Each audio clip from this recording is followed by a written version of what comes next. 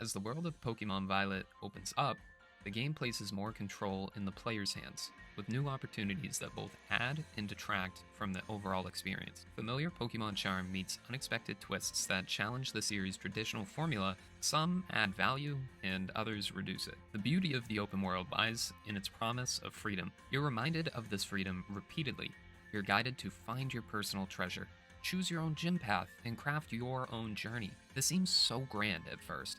Early on, I explored every corner, catching Pokemon and leveling my team, even finding a way to escape from the starting area to roam the vast map. This head start let me catch and train high-level Pokemon long before I even reached the academy. Then, when I arrived at Crondo Town, ready to take on my first gym, the doors stayed shut. I couldn't proceed until I'd officially visited the academy. Additionally, Pokemon I caught above a certain level wouldn't obey without the necessary badges, and just like that, the freedom felt cut. I begrudgingly returned to the academy to receive directions for a journey I had already started to plan. I vowed to chart my own path once the directions were completed. I aimed to battle the gyms that I felt drawn to, defeating Titans before I'd even taken on the second gym. Before long, Miraidon was fully upgraded and able to swim, glide, and climb across the map. By the time I hit the gyms again, my team was overpowered, breezing past gym leaders and rivals without the need for much strategy. This route felt like I carved my own story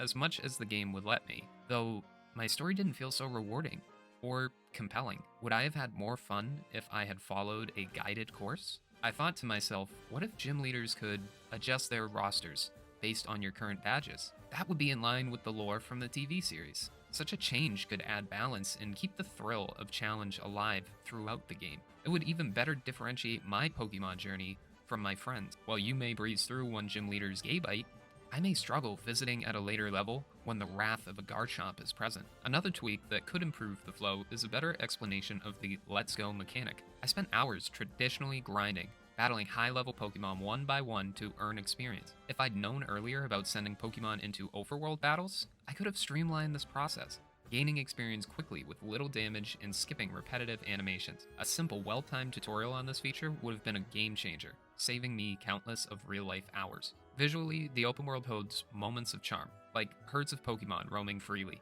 against stunning backdrops. This is incredibly pleasant in the microcosm, but over the course of the game, so much of this charm wanes as graphical limitations like short draw distance and choppy animations intrude on that experience. Using Rhydon to speed through forests seldom led to colliding with a Pokemon, however, it did often appear out of thin air and completely break my immersion. What brought me back to Pokemon Violet was the characters. Arvin's genuine concern for his dog and the strange relationship with his father added emotional weight. Nemona's enthusiasm about each new challenge was infectious. In contrast, the storylines of Team Star and Cassiopeia were less compelling than in past titles. Pokemon once pitted players against organized criminals bent on world domination, who would kidnap and sell Pokemon in an effort to tame legendary beasts. Here, we're confronting rebellious kids skipping school. We act as a volunteer truancy officer, and it feels incredibly dim in comparison to fending off criminal syndicates. Pokemon Violet's vast, sometimes disorienting world